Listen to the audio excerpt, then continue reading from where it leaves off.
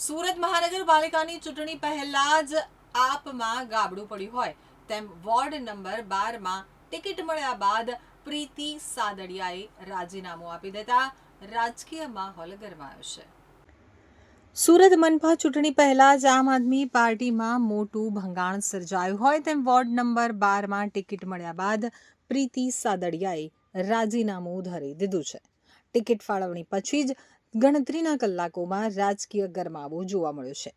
પ્રીતિ સાદડિયા વિધિવત રીતે કોંગ્રેસમાં જોડાઈ હતી।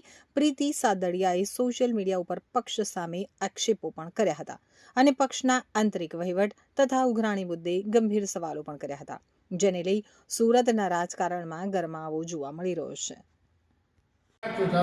પરંતુ આમ આદમી પાર્ટીએ સારા નહીં પરંતુ મારા લોકોને ટિકિટ આપીને આ સારા લોકો સાથે દગો કર્યો છે। આ જ રોજથી કોંગ્રેસ પાર્ટી રાહુલ ગાંધીના વિચારોથી હું પ્રભાવિત થઈને જે વિચારો સમાનતાના માનવ સેવાના વિચારો છે એનાથી પ્રભાવિત થઈને હું કોંગ્રેસ પાર્ટી સાથે જોડાઈ રહી છું।